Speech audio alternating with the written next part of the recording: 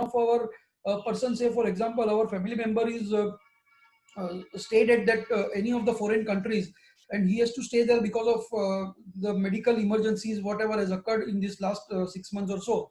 In such a situation, if he's withheld there, he has to be there, and if he has to bear the cost of his medical emergencies, etc. And if you make a remittance under LRS, now in such a situation, it will be still not having the concessional rate, and it will go up at a 5%. There are many other examples. There might be, I might be sending some money to my overseas relatives for their maintenance. I might be buying some small, maybe some share investments in some foreign countries, or I might be making some small, opening some small bank account somewhere, etc. Of course, 7 lakh rupees limit is there. But then, my humble submission is that the 7 lakh rupees is not such a big amount ultimately. And therefore, under LRS, as we are aware, $2.5 lakh can be remitted in a financial year. But then, we are told that no, only beyond 7 lakh, you will suffer this TCS at the rate of 5%. Also, one more important point here is to note that LRS is only applicable to individuals. So if any firms, etc., are doing such remittance, then certainly this cannot come under LRS. And therefore, in that view of the matter, there will be no TCS as far as there is any remittance by any firm, LLP, or any such entity, or HUF also for that matter, because LRS is primarily individual driven. So therefore, this will be working in that manner. The purpose was, there are few cases are there, of course, very few cases where people have been financing their maybe child education by way of hawala transactions or maybe something like that.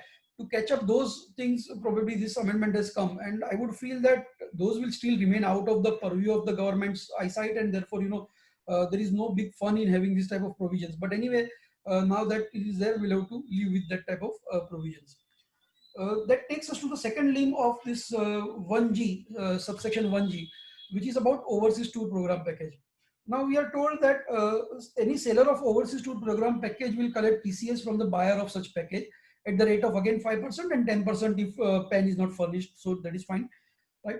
The way in which overseas tour program package has been defined in the explanation of the subsection creates more problem. It says that overseas tour program package means any tour package offering visit to a country outside India. So there is no restriction, as regards the countries. It can be any country, it can be even smaller countries, and therefore it will be countries or territories. In fact, the language used in the subsection is the countries or territories. So the person might be visiting even Nepal, Bhutan, Bangladesh, or Sri Lanka. Such small tours are there, maybe family tours, which may be even cheaper than our Indian exotic destinations. Many a times when we go to, we compare our exotic destination in India and we compare overseas tour, we find that yes, overseas tour is cheaper than Indian tour at times. But then, be that as it may, even any country outside India, it will be applicable.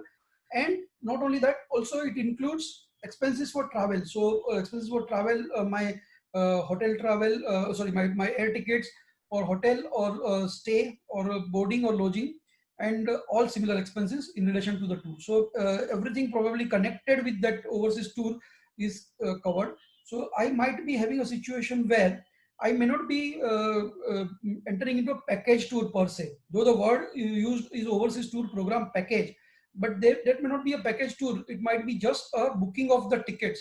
Even that is likely to be covered under this TCS provision, because it includes expenses for travel or hotel stay, etc. So therefore, it might get covered.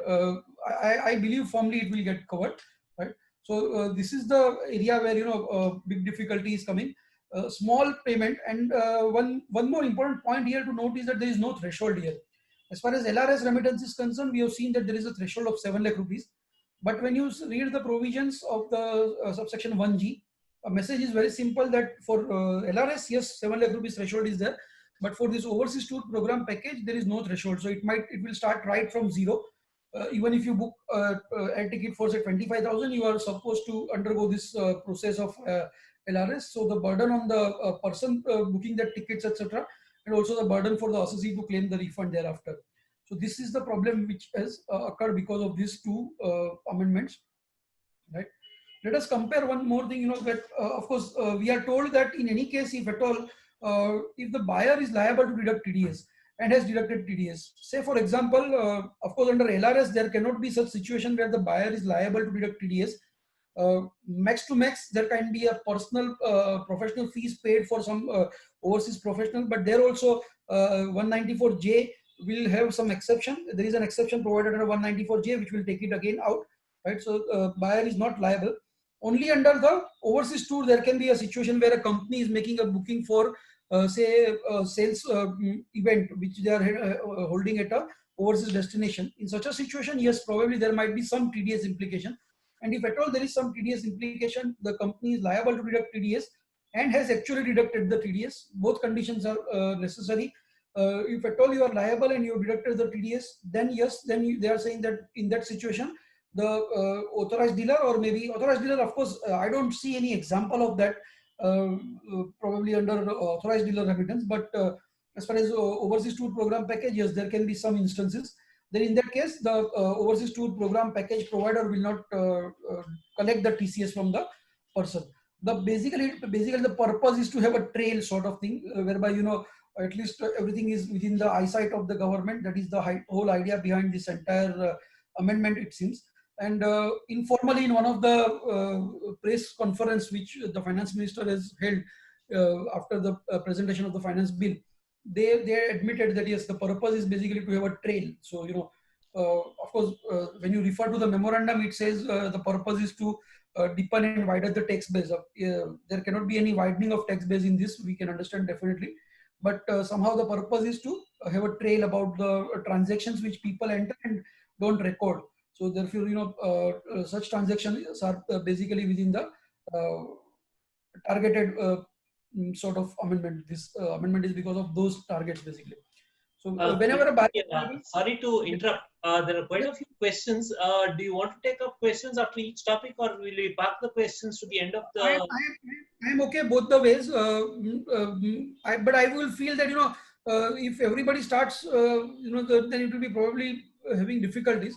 Yeah. I am fine. If at all, we can do one thing. We can finish this, and then we can take the questions of all the things which are connected to LRS and overseas tour, and then we can go to that 1H, which is the bigger challenge for everybody. Yes, sure. So I'll just interrupt. Then maybe you can just pause there, Ketan bhai. So once this one particular slide, I think almost I have done that. I'll take up the questions. I'll just give me 1 second. Sure, Ketan bhai. Thank you. So that is how it is. We are also told that remittance authorized dealer will not collect TCS from the seller of overseas tour program package. What it is? Say for example, I am booking my tour through SOTC, and SOTC in turn makes this remittance to some overseas vendor for hotel booking, etc.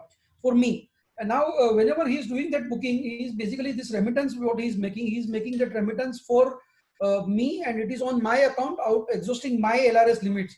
So therefore, in that situations, we are told that yes, there will not be any cascading effect, and therefore, authorized dealer will not collect TCS from my SOTC to that extent. So that is the fourth provision which I was referring. The 4 provisions are there. We have dealt with 3 earlier, and this is the 4th one. There might be one situation where the remittance is made directly by the buyer under LRS. Say for example, I am traveling to some overseas country. Rather than booking a package, I was referring to this also earlier. Rather than booking a package, I make my own hotel booking, or I make my own other travel arrangement, and I make just the booking of it through somebody. Now, in that situation, the threshold of 7 lakh will not be available because of the language of the first and second provision, which says very clearly that only in a case where it is for the remittance under liberalized remittance scheme, then only this threshold of 7 lakh rupees will be applicable, and not in respect of this overseas tour package. So if I'm at all trying to avoid this by way of making my own booking, then there is no threshold, and certainly I will be having a situation where TCS will anyway get attracted. One more aspect which one needs to emphasize upon is this: authorized dealers are not having only business of this remittance abroad. They are also dealing in foreign currencies. Of course, we are aware. So if there is a sale of foreign currency, if I am buying, say for example, $1,000 from an authorized dealer, whether the TCS will be applicable on that, or if I am buying a traveler's card and making payment to authorized dealer for that, whether in such a situation LRS TCS provisions will get triggered. The answer to my mind seems to be no, because there is no remittance there, and we are told that this will be applicable only vis-a-vis the remittance. Though there is a foreign currency involved, though there is maybe a foreign travel card is involved, there is certainly not a remittance out of India as far as this currency is concerned. That currency to me is given over the counter in India, in Mumbai, and therefore, to my mind, it should not apply. It will be this will not be covered under the this LRS provision. That is what view which I had, at least as of now. With that, I think, yeah, I finished on these two aspects, LRS as well as overseas tour. So whatever questions we can take up on that. Do I need to check those questions in my chat box? Bharat, are there questions in the chat box or? Ketan bhai, nothing as of now on LRS and overseas. I found it. Yeah. Mr. Siddharth is asking, should we charge TCS on invoice or not? I believe he is talking about the TCS on sale of goods. Yeah. Siddharth, please hold your question for some time. I am having a slide on that. And one more question is, do TCS applicable on sale of purchase? Okay, that is also on 1H, buyback of shares, etc. Please hold on for some time. I think I'm having one point on my slide. Mr. Saurabh Chavan is asking that TCS under 1H. Okay, 1H also we defer for the time being. Okay, in case of sale of shares through stock exchange. Okay, we defer it for just for time being. Yes. Please add into the above queries the situation if the associate. So all questions are primarily about 1H. So let us hold up. Let us take it when we are through with 1H provisions understood. Yeah. Yeah. Right. Ketan, in fact, actually, I had one quick question. So on LRS or overseas tour, yes, please go ahead. Yes, on overseas tour.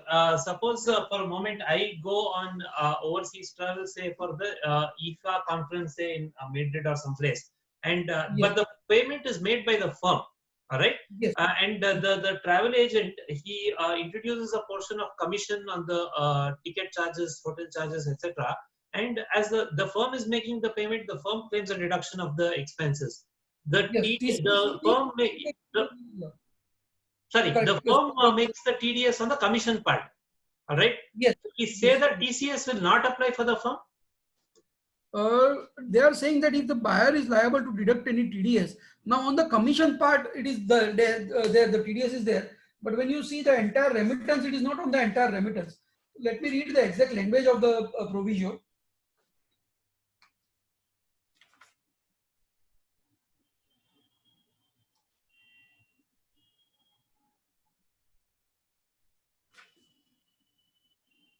Yeah. Provided also that this subsection, the provisions of this subsection shall not apply if the buyer is liable to deduct tax at source under any other provisions of this act and has deducted such amount. My view is that vis-a-vis that commission, yes, TDS is there, but not for the remittance, and therefore it will not be covered. Probably, what is covered, it will not be covered in the provision. Therefore, TCS will apply, according to me. What is getting covered under the provision is a situation where probably there is maybe a hotel which is overseas, but the HO is in India, and therefore if you are at all making any payment under 194C, etc., right? If the company is Indian company which is having an overseas hotel, or some similar situation like that, where an Indian company is providing overseas service, and therefore having PE in India, they are taxable in India, and therefore you deducted TDS under any of the provisions under 194, whatever is applicable, then yes, then you will be well within your right to say that yes, entire package is not covered under this, and therefore it will be out. If at all, similarly under 195 also, if at all because of the applicability of PE rules, etc., if at all there is a 195 deduction, then yes, I think that would come out. But otherwise, only deducting on part of the commission, I would feel it will not be getting out of the TCS provision. Ketan bhai, basically, if you see actually how does this tour operator operate, there is a overseas company in, say, example, Canada, yes, who approaches SOTC or Comfort Travel or say Cox and Kings, now no longer existing, yes, but they will approach them that this is what we can market for Canada. Based correct on the package, they add the airfare cost and their correct margin and they Yes. market it to the Indian residents. The Correct. Indian residents again pay in two portions. One is what US dollar portion he has to pay to the Canadian tour operator. He will pay in foreign currency in India, Yes. and balance airfare portion and their profit margin they will pay in INR. So Correct. under TCS, will they cover on entire portion or only on the foreign currency portion? Exactly. I would feel on the entire portion, because the section says every person being a seller of an overseas tour program package who receives any amount from a buyer being the person who purchases such package. And the definition of overseas tour program package means any tour package which offers visit to a country or countries or territories outside India and includes expenses for travel or hotel stay or boarding or lodging or any other expenditure of similar nature or in relation thereto. So I would feel on the entire portion it will get So covered. even the airfare is covered, because airfare, Yes. the margin is very small, Yes, correct. and that is paid in entire INR portion. So on still this would be covered. Still this will get covered. That is what my view is. Okay. Because it talks about the definition of overseas tour program, as we have seen in the earlier slide. Just a second. Yeah. Ketan bhai, there is one question connected by Mankush Soni. I'll just read that out. No, but are we through on this point, or anybody wants to say something, some different view? Guys, you can raise your hands and I can allow you to speak. No, Ketan bhai, so if suppose You can guide us. So Ketan bhai, if I book myself a ticket and only go to the tour operator SOTC that I only need the overseas package without airfare, then Yes. I don't need to club. Then I need not deduct. Correct. Absolutely Then there correct. is no TCS. Yes. But if it gives me a complete package, whether INR or foreign currency, everything would be applicable. Right, but if you go to the rather than if instead of in the same example which you have given, sir, instead of booking the ticket on your own, if you are going to that SOTC and telling them please book my ticket, then in that case on that also it will get covered. Covered, correct. You are going to SOTC for booking of ticket. You are going to Comfort Travels for the other arrangements. Then both will collect their respective portion of TCS. That is what my. But if you do it on your own, then certainly I think TCS cannot apply. Okay, fine. Yes. Yeah, we can go to the question of Mr. Ankush. I just read that out, Ketan bhai. Yeah. Yeah. Okay. Yeah, you may read, sir. Yeah. What about when the overseas tour includes a halt in a domestic destination? Whether in such a scenario, the entire thing shall be treated as an overseas tour package. In a domestic halt in a domestic destination, probably may not be of a material length and material amount also. So if at all there is a flight from say Mumbai to London, and thereafter there is a entire package at London, probably there might be a hold at Delhi or Calcutta.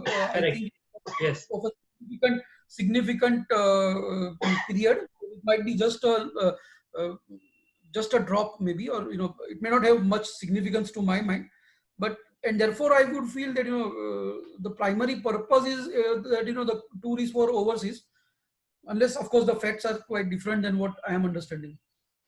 I would feel it will be insignificant as far as this, or maybe a one-day halt. I don't know what is anticipated by the gentleman. I am not able to figure out, but I would feel it will be insignificant portion of it. Mankush, you may supplement and we could take it up later maybe. Yeah, maybe we after we finish all these things, all the TCS on sale of goods also, we can revisit this. There is no difficulty. By the time he can give us more facts, what is there in his mind, probably. Sure. Yeah. We'll move ahead, Ketan. Yes, sir. Yes. So with that, I think we are done with this two provisions about the LRS as well as the overseas tour package. Let us now go and look at the provision which is affecting large segment of people and generated a lot of discussion over the last few weeks, you can say now. So the subsection 1H, which has been introduced in 206C, has created many issues, many controversies, and there are multiple views on each of the points which we are going to deliberate upon, and therefore let us look at those provisions now in a greater detail. So before jumping to those issues and the complications of it, Let us first try to do a bare reading of the provision, and therefore what I have done in this slide is I have bisected the subsection 1H into some small elements which all of them are having some significance, and therefore once we understand the concept perfectly, then probably the issues will be easier for us to handle. So therefore, let us look at how the provisions read. This is almost verbatim it. Of course, some small changes are made, but more or less you can say this is a bare act of the bare provisions of subsection 1H. So what the subsection 1H provides is this, that every person being a sailor. So first and foremost, it applies to a sailor, right? It applies to every person being a sailor. Now this gives us a jerk at this stage. You know, if you read here only, that all sailors are covered. So that is one thing, but let us park it for the time till the time we read the definition of sailor, which is given subsequently, right? So every person being a sailor who receives any amount as consideration. So please mark that you have to receive something. Receives any amount as consideration for consideration also. Thereafter, consideration for what? Consideration for sale of any goods. So those are all important words. I have to receive something. I have to receive, so that something should be consideration for sale of any goods exceeding rupees 50 lakhs. So my consideration in a year, in a financial year, should exceed 50 lakh rupees. This is also very important for us to understand. Is liable to collect. Please also mark the word at the time of receipt of such amount. So this will answer most of the queries.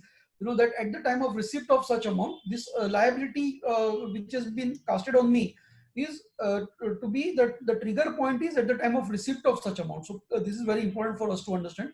Maybe this is one of the cardinal principle you can say as far as this subsection goes. So the timing is the receipt of the amount. And then the rate, of course, is TCS is at the rate of 0.1%, which we are told in COVID, because of this COVID concession, it will be going down by 3/4, and so therefore it will be 0.075% till 31st March. Of sale consideration exceeding 50 lakh rupees. So please bear in mind that if at all I am receiving 55 lakh rupees, only the 5 lakh rupees is subject to TCS, not the entire 55 lakh rupees. This is also very important for us to note and understand. We are also told that if PAN or Aadhaar is not furnished, then in such a situation rate will be 1%. So straight away it will be 10 times the normal rate. The normal rate is 0.1, but it will become 10 times, and so will be the situation in the COVID era also. The concession also will work accordingly. It will also go 10 times.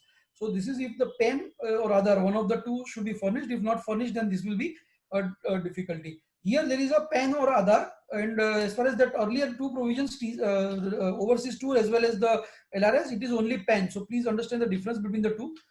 Here you can furnish Aadhaar also, whereas in that it is only PAN which is permitted.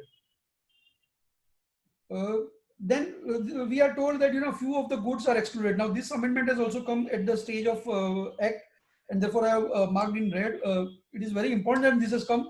Otherwise, it would have been a big difficulty, because if I am exporting a goods out of India, and then if I am collecting TCS on those goods, then that person is not having any business connection in India or any PE in India. He is never going to get the credit of that, and therefore there will be some difficulty for him to file the return and claim the refund for that.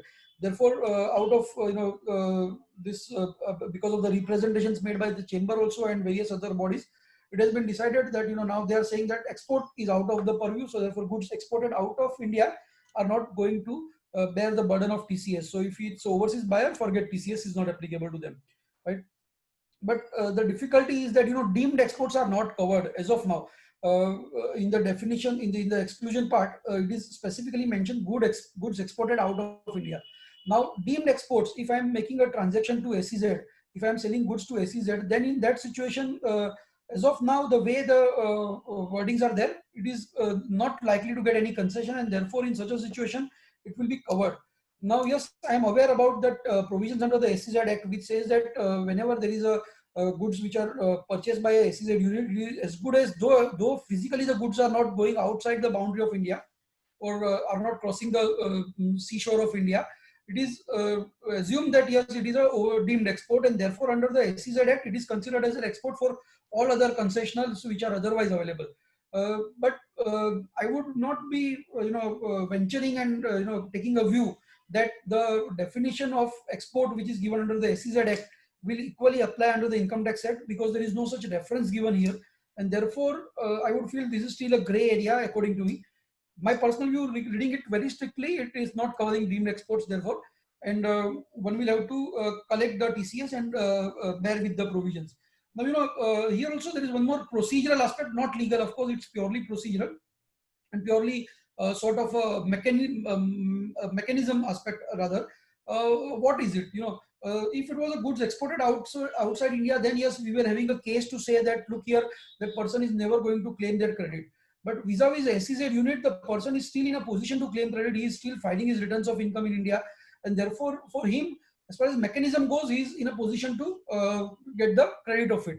Therefore, probably also our case is slightly weakened when we say that the SEZ units also should be out of the purview. The government will say the purpose of removing this, and bear this also in mind, that this provision was not there at the time of bill. Now, if we apply the principle of mischief rule, then probably this mischief was cured only with the purpose of overcoming this type of situation where the person is sitting outside India completely.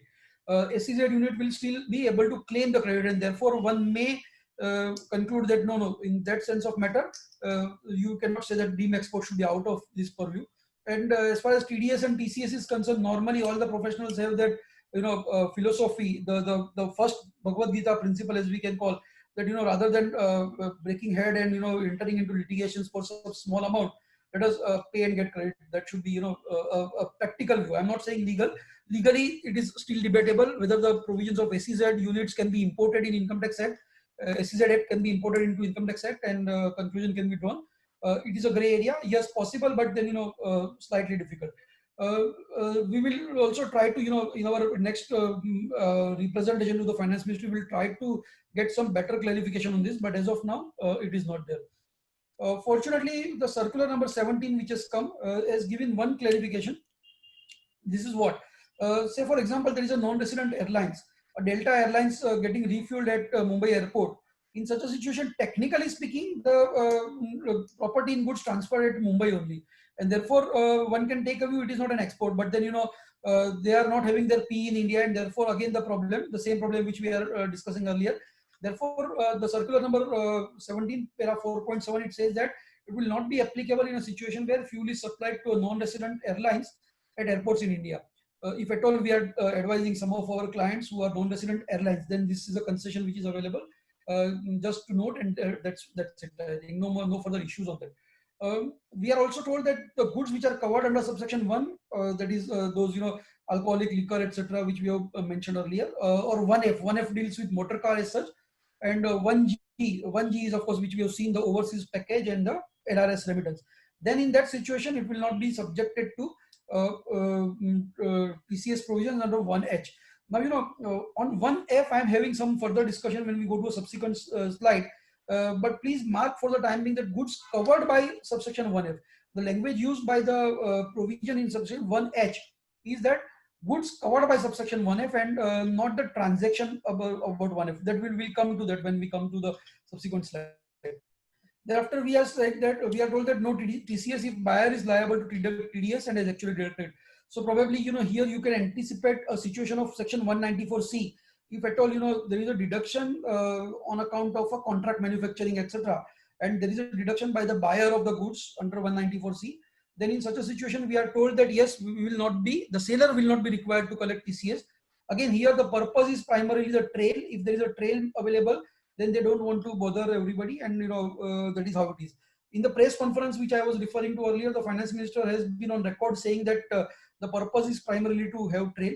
Of course, we may debate that whether this purpose is at all correct purpose, because anyway GSTN is there for transactions more than 40 lakh, etc. Those discussions we already had at the time of discussing the finance bill. But then this is the way in which we are told that yes, the purpose is to have trail. So if at all there is a TDS deduction, then no TCS. So far so good.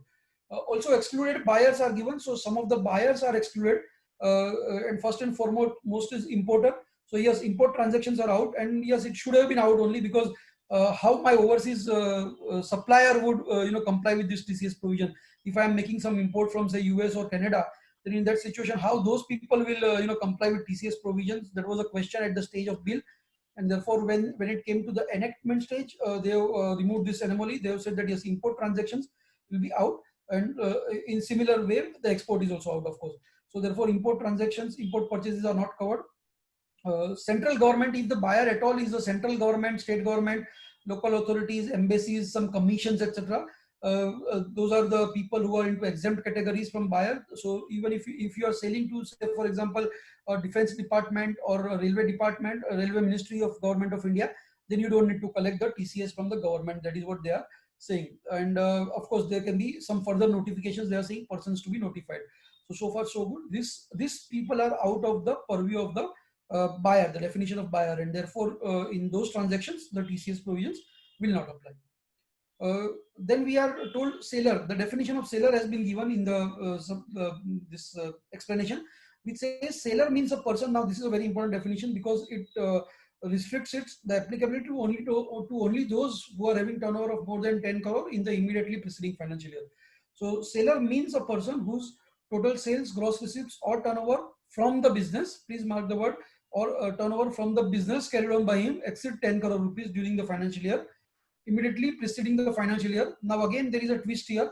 It says immediately preceding the financial year in which sale of goods is carried out. So we might have some situation. I will listed one situation which we'll discuss, but suffice for us to understand as of now that in which the 10 crore rupees during the financial year immediately preceding financial year in which sale of goods is carried out. So we will discuss that when we come to the respective slide. Sellers also can be notified. So if at all there are some sellers who feel that they are in a position to convince the government that yes, this TCS provisions are not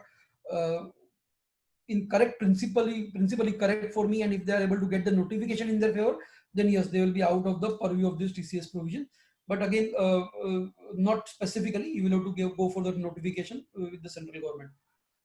With that, I think the provision per se has been discussed. Now let us just recapitulate what we have understood so far, right? So these are some of the significant points which we need to bear in mind. That TCS is to be collected at the time of receipt of the amount. As I said, this is the cardinal principle which one has to bear in mind. The second is that, however, though it is to be collected at the time of receipt, the second is that you have to compute it as a percentage of sale consideration. So these are again a self-contradictory type of situation where though my collection is at the time of receipt, the computation is vis-a-vis the percentage of sale consideration. So that is the relevance of the sales consideration. Basic threshold of 50 lakhs is there, and only on the excess we have to collect. That is what we have understood absolutely very clearly. Export and import are out because of the Finance Act amendment. Government as a buyer is excluded. So as I said, if you are selling to defense department or a railway department, no need to collect TCS on that.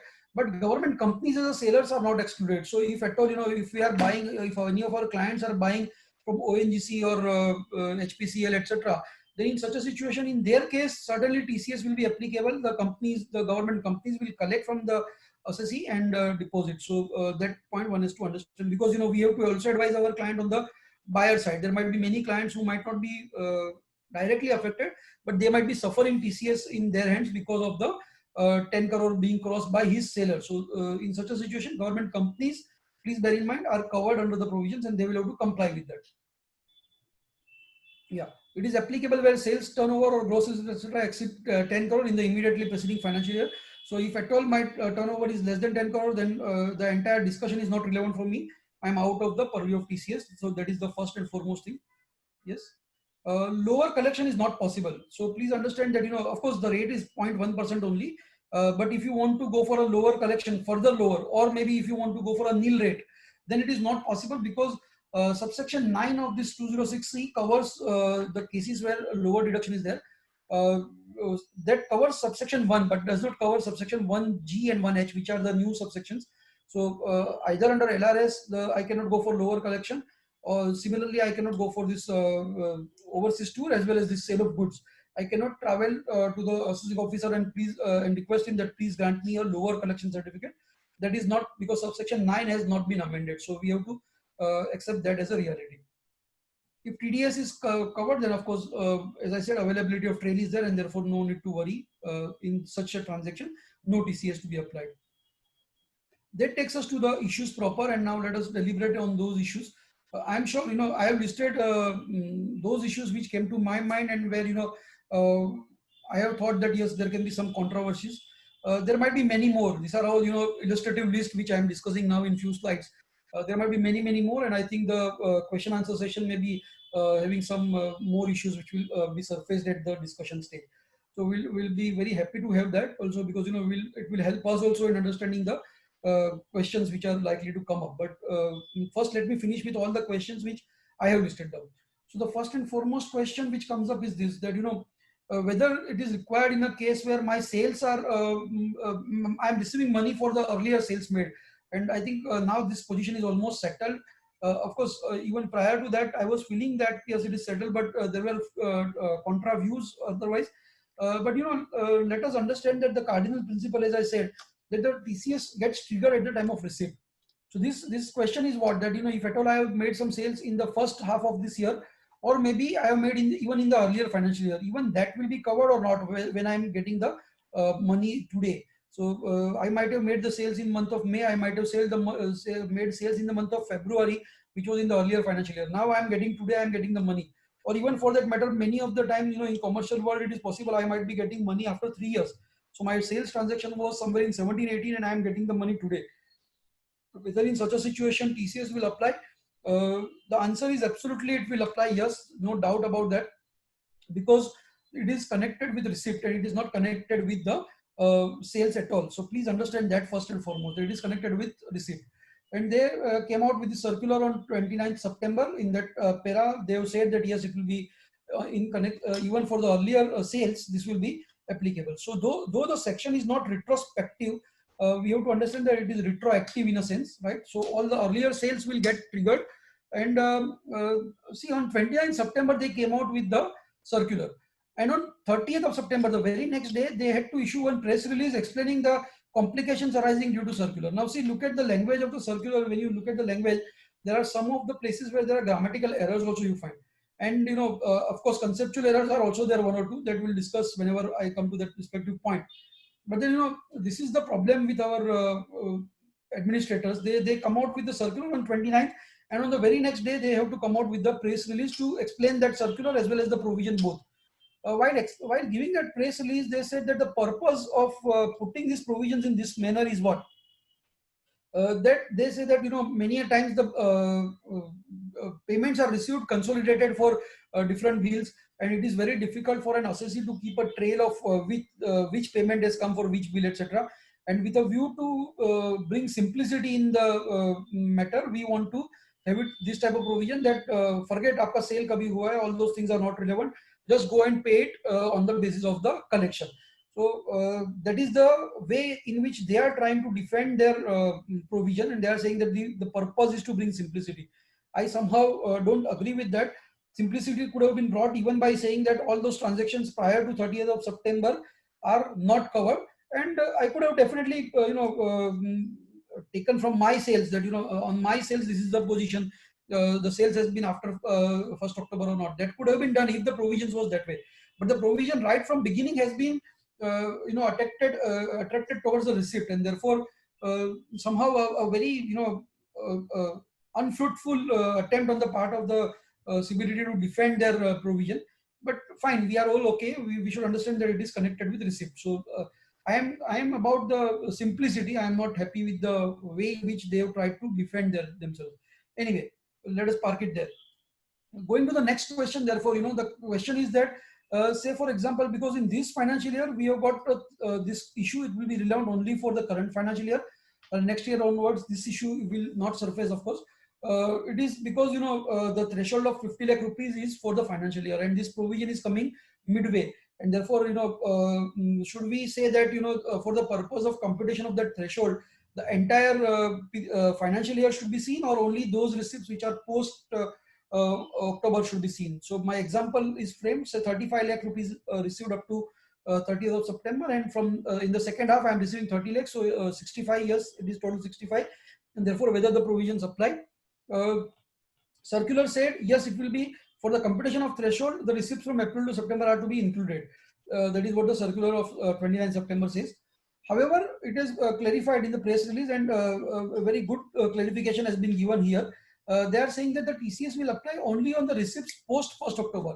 So if the receipts post October only has to be seen, not the for the purpose of applicability of the provisions, but for the purpose of crossing of threshold, entire thing has to be seen. So in our example, 35 plus 30, it is 65, and therefore if I minus 50, I will be getting 15 lakh rupees in our example. But just to understand the concept of that, that it applies only vis-a-vis the receipts after this one, let me change the example and let me say that instead of the pre-period receipt, instead of 30 lakhs, I'm saying, sorry, 35 lakhs, I'm saying that now the receipts up to September itself was 60 lakh rupees. So please understand the difference. Now, my threshold has already crossed in the pre-period. So up to the first half of the year, I have already received 60 lakh rupees. And in the subsequent period, I am receiving 30 lakh rupees only. Then in that situation, though the amount is 60 plus 30, that is 90, and I reduce 50, the normal arithmetic will give me 40 lakh rupees. But because my TCS, my collection in the second half is only 30 lakh rupees, and therefore in that situation, going by the press release, and rightly so, the correct principle also, it should be only vis-a-vis the 30 lakh rupees. I cannot be asked to cover up the deficit of earlier 10 lakh rupees because that provision was not there at that time. So, I cannot be asked that 60 minus 50 पहले का 10 lakh के ऊपर भी TCS अभी करो. So that is not possible, right? I'll be having only 30 lakh rupees as a TCS collection, the amount on which the TCS will be collected for the second half, because my receipts are only 30 lakhs in the second half. That is the implication of the press release. Let us go to the next question, which is probably again $1 million question. The first and foremost question, whether TCS is to be charged in sales invoice. Now this question, there is a complete division of view by many people, but I am having my 100% firm view on the point that whether TCS is to be charged in sales invoice. My clear-cut answer and very strong answer is that no, absolutely no. It should not be charged as a part of sales invoice, and I have got very, very solid reasons for that. First and foremost, please understand that the section is applicable only vis-a-vis collection. Please understand that it might be possible that I might be making sales of 100 crores to somebody in a year, but may not be realizing anything today. Possible.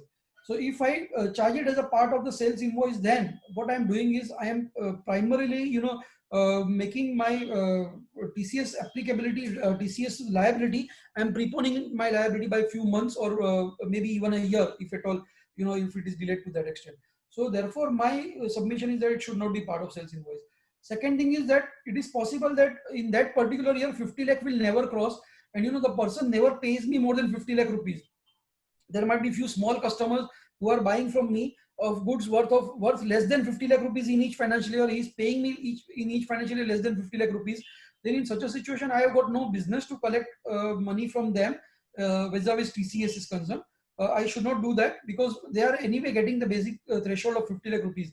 Otherwise, this basic threshold of 50 lakh rupees is lost. If we start charging it right from the beginning in the sales invoice, I am not sure whether this 50 lakh is ever going to cross or not. And therefore, it is not appropriate according to me. It might be a situation where, there might be ultimately a bad debt. So, I am collecting TCS as a part of sales invoice. I am paying TCS. So by that 0.1%, I am increasing my loss. So that is also not a correct way of looking at it. And therefore, I feel it should not be part of sales invoice at all, right? Because if you look at the language, they say that it is very categorically said at the time of receipt and only after crossing the 50. Therefore, it is not required according to me. It should be not part of the sales invoice. Yes, Saurabh, you want to say something? But hold on.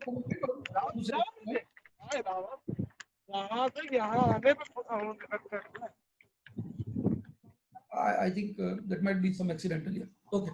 So, not to be charged as a part of sales invoice. This is my formula, and I have instructed all my clients also accordingly. The next question is therefore,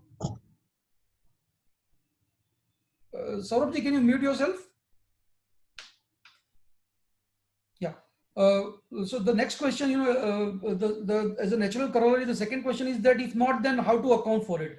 I feel that, debit note at the end of each month, maybe once you cross 50 lakh rupees, you may choose to have a debit note for each and every payment, or maybe you can have a monthly debit note also, no harm in that.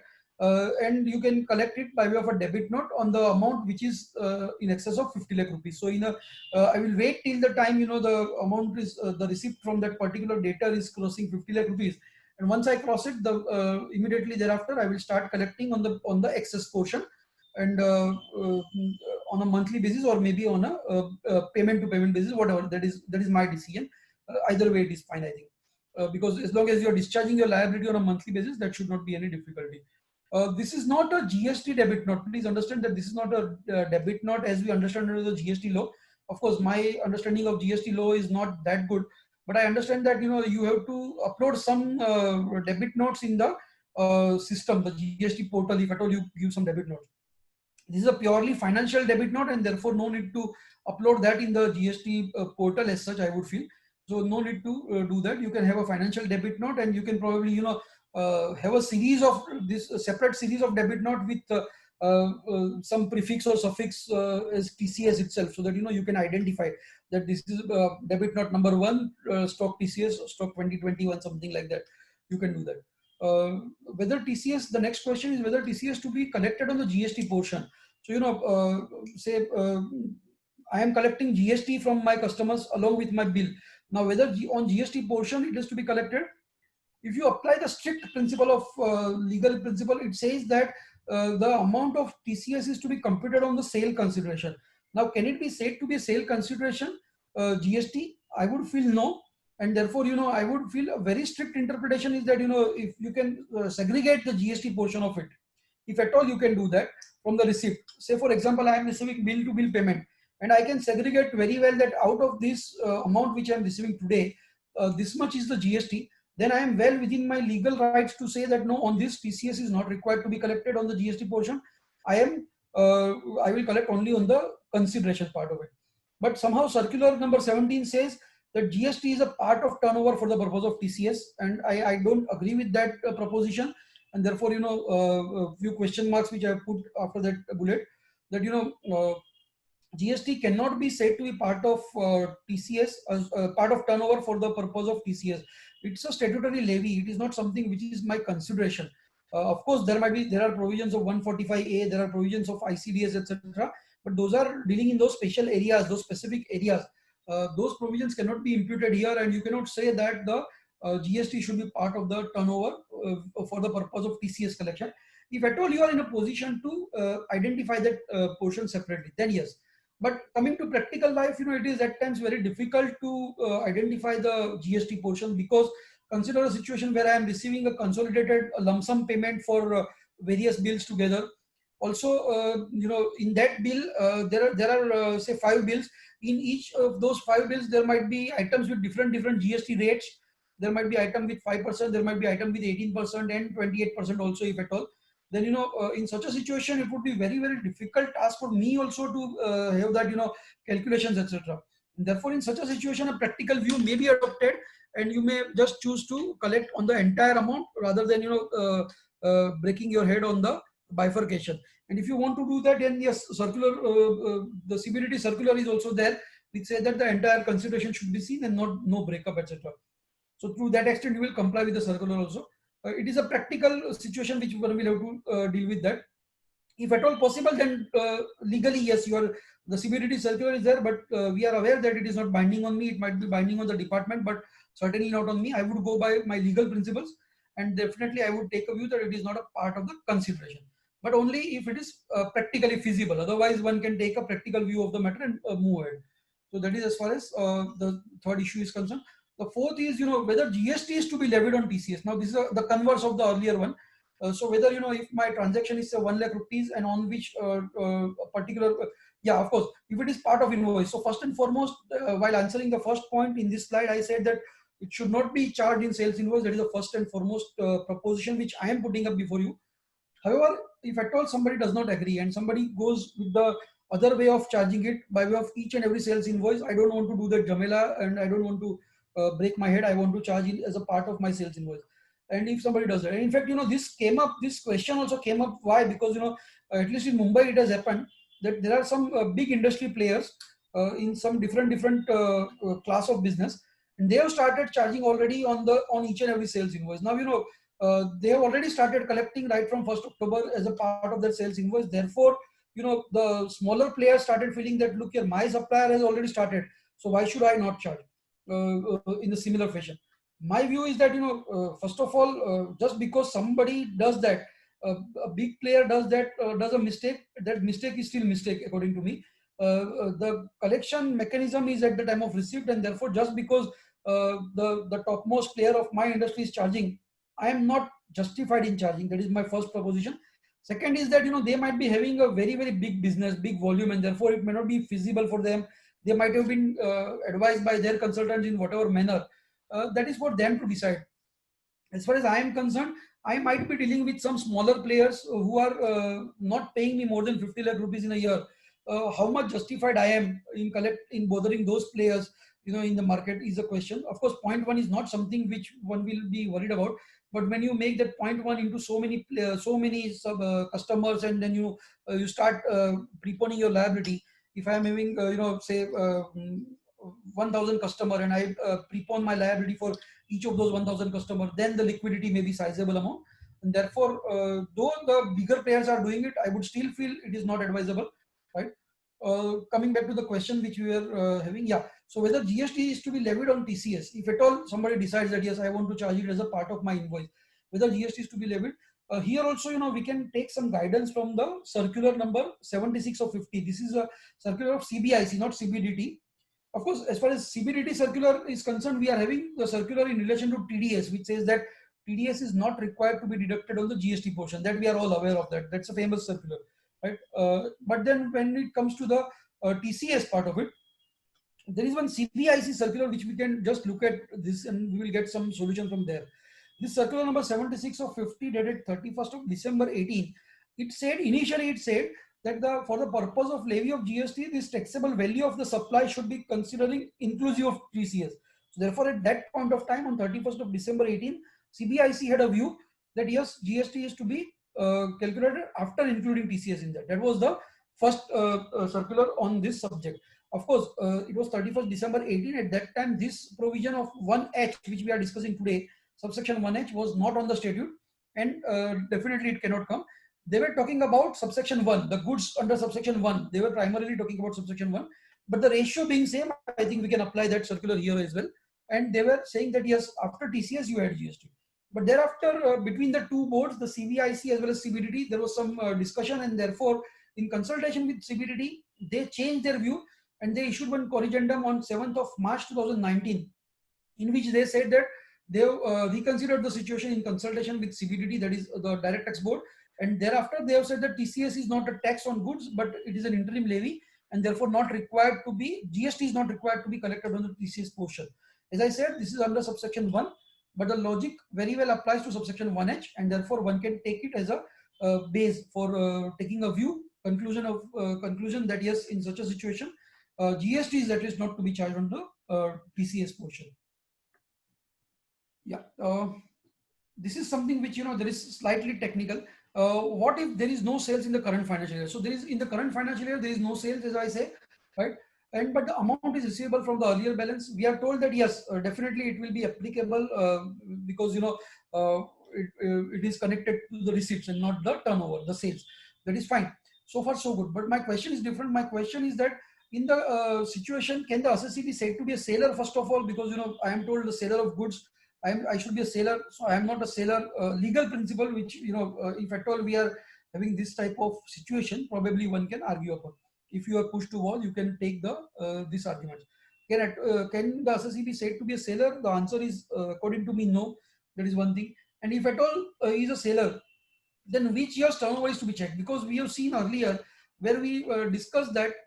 Sorry, yeah. In the earlier slides, we have seen that when we were reading the definition of seller, right? At that stage, I have pointed out one thing, that seller means a person whose total turnover, etc., exceeds 10 crore rupees during the financial year immediately preceding financial year in which sale of goods is carried out. So the sale of goods has happened, say for example, I am receiving earlier we have a balance.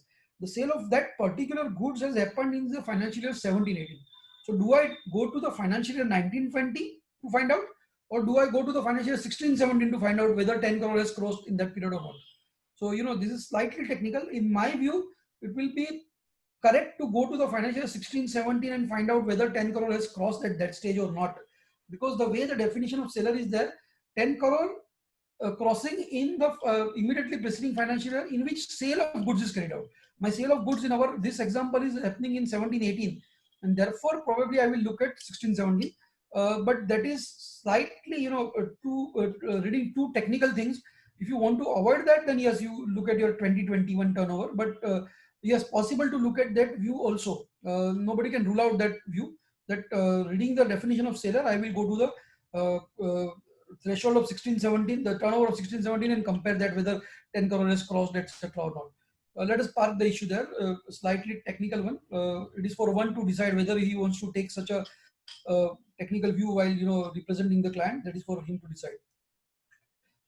In the year of no sales, of course, we are aware the issue, which is the difficulties which are likely to come up, is that in the year of no sales, there is no sales but only receipt in this period.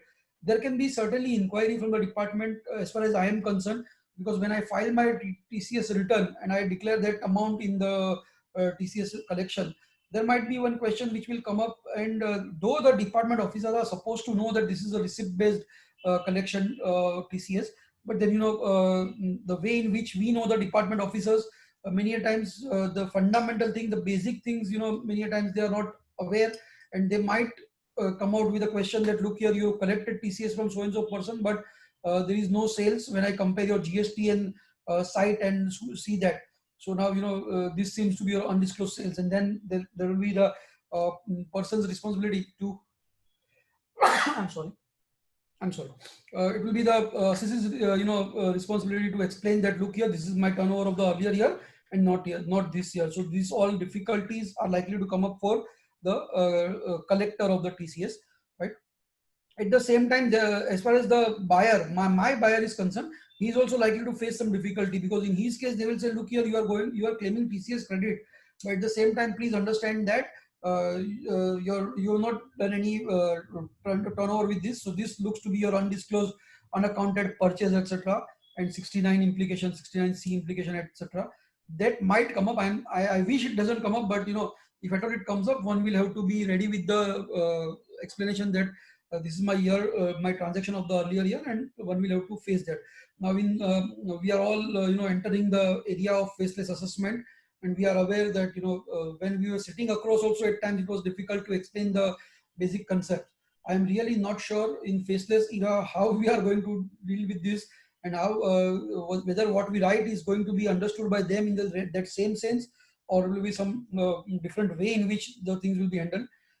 Only time will tell us, and one will have to be mentally ready, mentally tough to handle these type of situations. That despite of giving a proper explanation, there are some additions or some unpleasant action on the part of the department. Let us wait and watch. The game is just begin, so this is all going to be there. That's how it is. Okay. There is one more doubt about advance received. So in a commercial transaction, yes, I have received an advance. The sales are yet to take place, and it will be taking place maybe next month, maybe next financial year, whatever. So in such a situation, can it be said that whether the TCS is to be collected on this advance? That is the question. The CBDT circular takes a convenient way, and they said yes, in para 4.4.2, they said yes, you have to collect TCS on advance as well, because they are primarily harping on the simplicity. Now, in my humble opinion, when you read the language of the section says that TCS is to be computed as a percentage of the consideration for sale of goods. Now, can this advance be said to be consideration for sale of any goods? Because under section 4.3 of the Sale of Goods Act also, if we apply the Sale of Goods Act, the sale takes place when the property in goods is transferred to the buyer ultimately. So therefore, the sale has not yet taken place.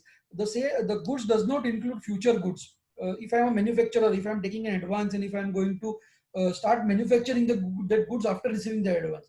Now, in such a situation, legally it is not correct on the part of the CBDT. That is where I said there are some conceptual errors as well. It is absolutely not correct on the part of the CBDT to come out with a circular and say that yes, it will be part of the on an advance also collect TCS. I would feel legally it is incorrect. But again, coming to the practical aspect, if at all you don't want to mess up, then you can do that. Right? Please understand that the CBDT should have appreciated this, that it is possible that the advance might ultimately not result into sale at all. I might be, taking advance of 50 lakh rupees. Thereafter, for whatever reason, the time taken is a big time, or maybe whenever I have produced the goods, but those are not up to the quality which the buyer wants.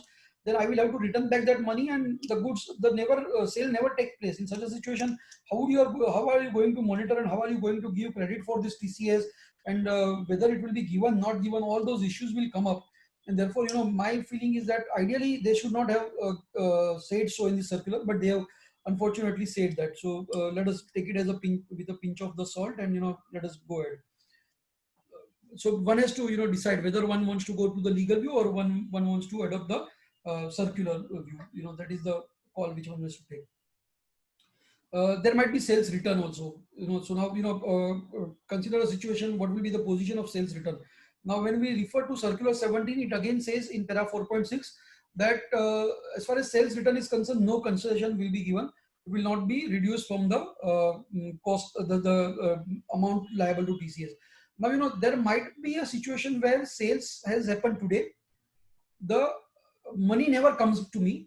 Say, for example, there is a 2-month credit period, and I am doing this sales in October, and the money is likely to come to me in December. Before that, only the goods are returned back.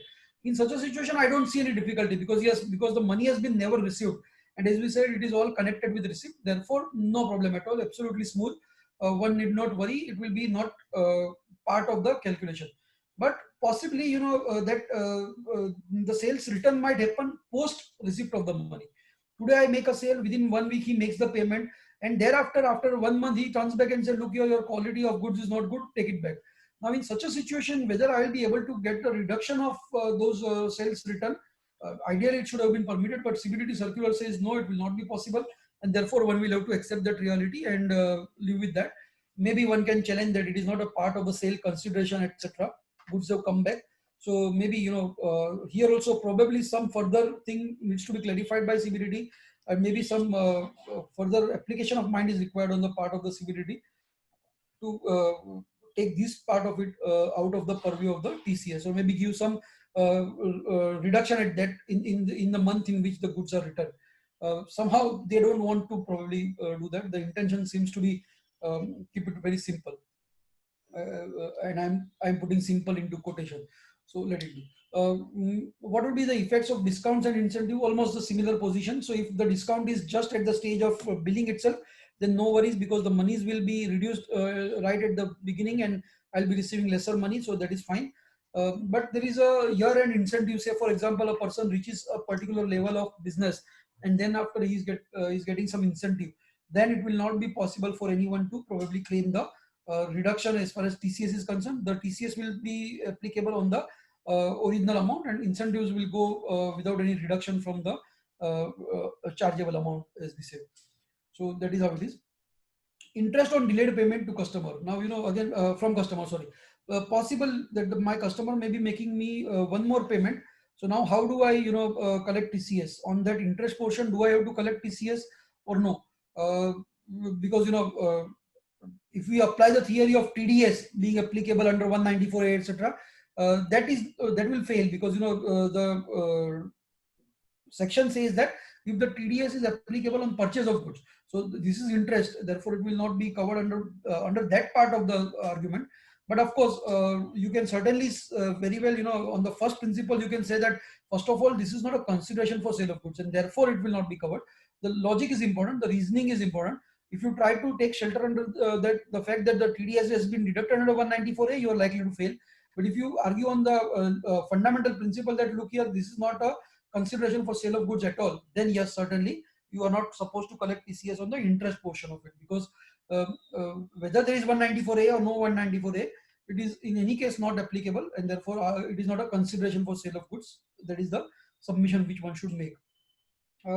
Next question is for deciding the amount of turnover of 10 crore, whether GST is to be added or not. So I'm looking at my earlier transaction to decide whether I am liable for this entire game of TCS or not.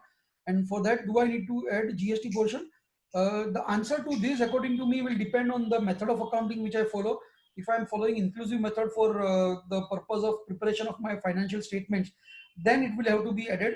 Otherwise, if you are following exclusive method only right from beginning, then you don't need to add it separately. And if you are following inclusive method, then you cannot carve out also GST. That is what my humble submission is, that when I'm talking about exclusive, yes, I am aware about 145A and ICDS provisions, but Those are, as I said earlier also, those are for specific reasons and specific purpose. As far as the applicability of TCS is concerned, please be governed by the profit and loss account and nothing more. Don't add, don't carve out both the situations. Both should not be permitted according to me. That takes me to one more question.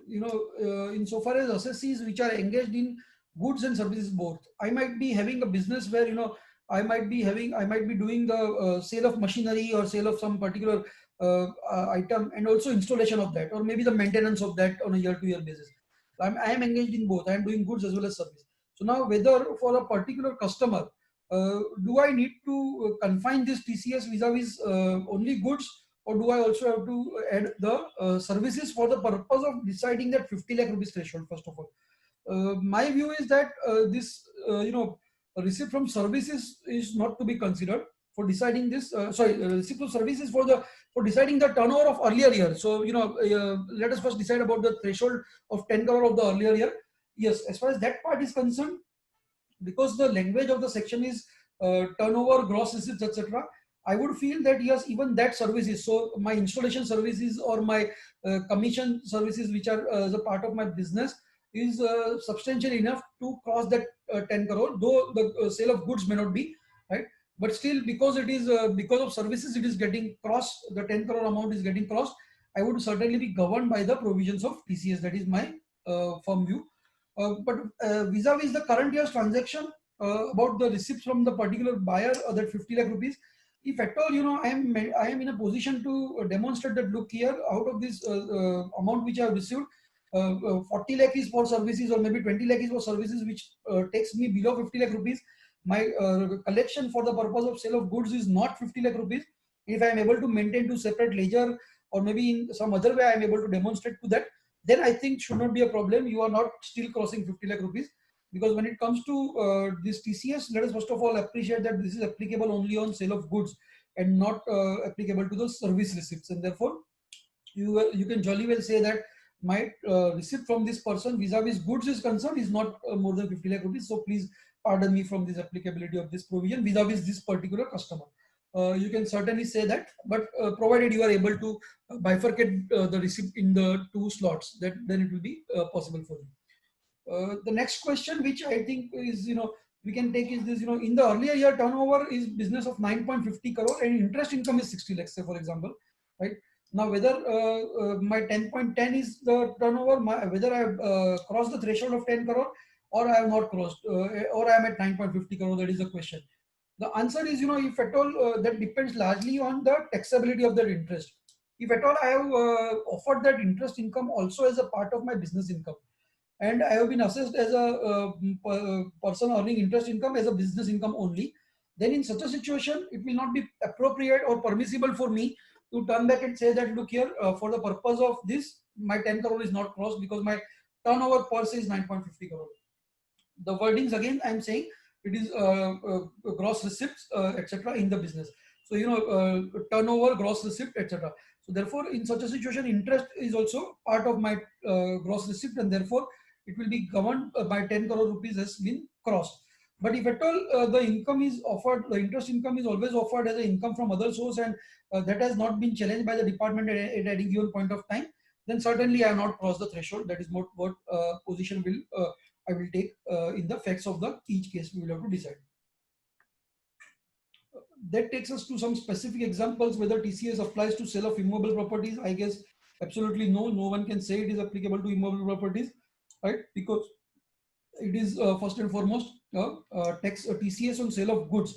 As we understand, the definition of goods is not there under the Income Tax Act, but when we apply the Sale of Goods Act, we find that it specifically says that sale of the goods are movable properties, including shares, securities, etc. So therefore, immobile properties are certainly out of the purview of TCS under 1H, right?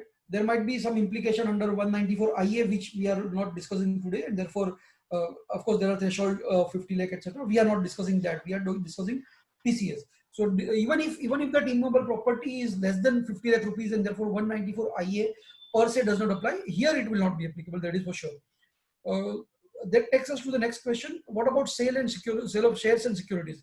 Now, as I said, under Sale of Goods Act, these shares are also treated as a goods, and therefore there are some difficulties.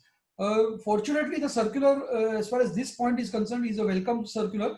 They are saying that it will not be applicable in respect of securities or commodities. There is a specific example, a specific mention about this. They say that it will not be applicable in case of securities or commodities which are traded through recognized stock exchange or cleared through recognized clearing corporation. So I might be doing some transactions on a commodity exchange, and still I will be not be governed by the TCS provision vis-a-vis those transactions.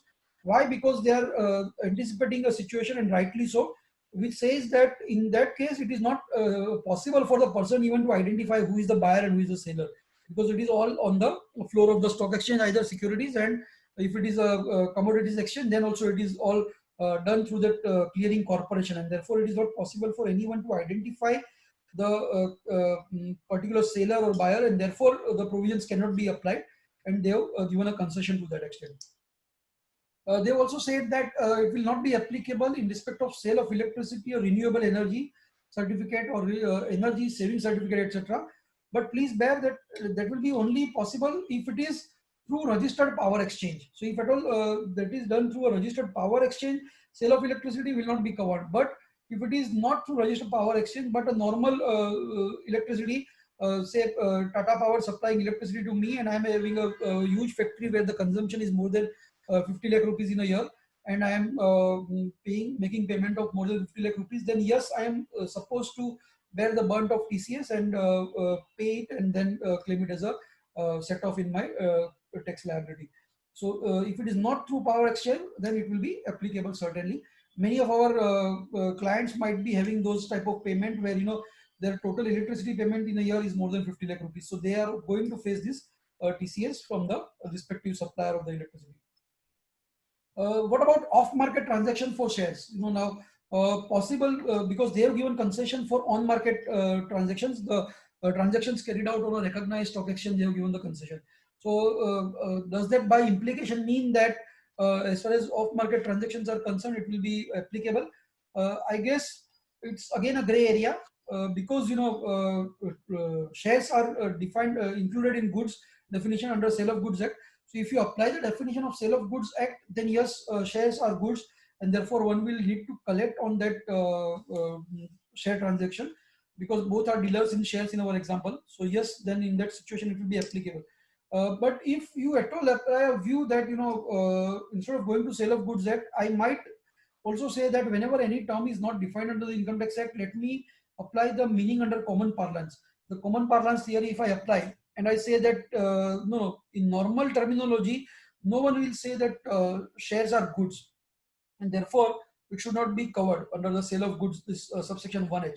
Probably possible to argue, and also one support you can draw from the GST Act, where there is a specific exclusion from this shares and securities from the GST. So there is no GST on shares.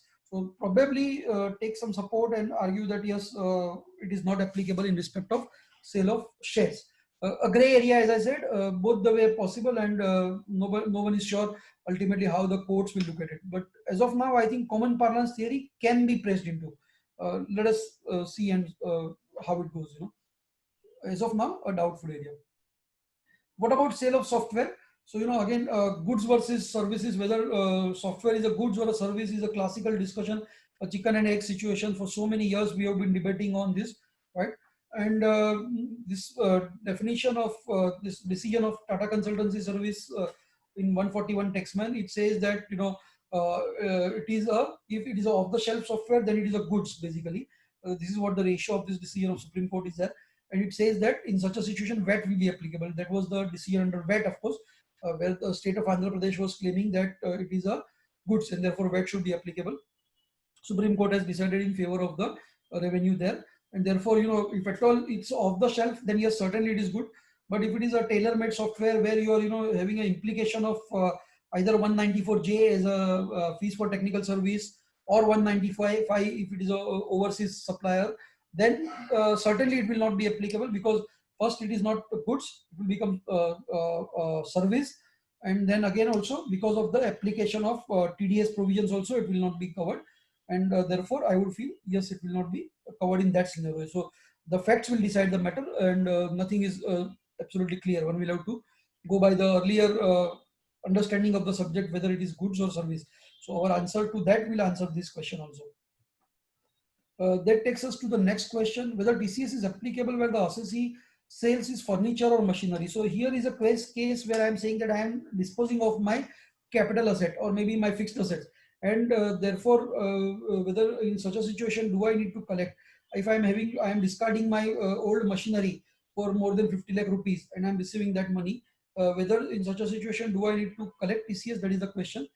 My firm view on this is that in such a situation it will not be covered for more than one reason. First and foremost, it is not a goods vis-a-vis the seller is concerned. Goods is something in which I am trading.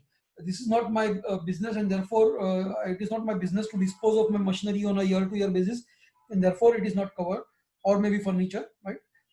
Secondly, when you read the definition of seller also, it talks about goods. When you read the title line of the entire subsection 206C, not subsection, the main section, when you read the title line, the broad line, it says profits and gains from the business of trading in alcoholic liquor, forest produce, scrap, etc. And then it is etc. So this etc. will cover all other things also. So the title line also suggests that I should be in the business of that particular commodity, then and only then. So therefore, I feel in such a situation, it will not be covered. Of course, at the same time, let us also appreciate that the purpose for which the buyer is buying the goods may not be absolutely relevant. It is absolutely irrelevant vis-a-vis the seller is concerned. The transaction, the nature of the item sold has to be seen vis-a-vis the seller and not vis-a-vis the buyer at all. So if I am buying something, the buyer is buying for I am a dealer in machinery, and the buyer is ultimately buying it for a purpose of his business as a plant and machinery. That will become irrelevant, and still TCS will apply. I might be a dealer in jewelry, and I might be selling jewelry to one particular individual for maybe more than 60 lakh rupees in a year, 50 lakh rupees in a year, right? In such a situation, though it is for basically his family use, the family members are going to use it for a personal purpose. That is not material as far as I am concerned. As far as I am concerned, yes, the threshold of 50 lakh rupees is crossed from that vis-a-vis that particular person, and therefore it will get triggered. It will not be out of the purview of 206C1H. So one will have to collect TCS on that. The question then comes up, after deciding all these things, let us also look at when the buyer is going to get the TCS credit.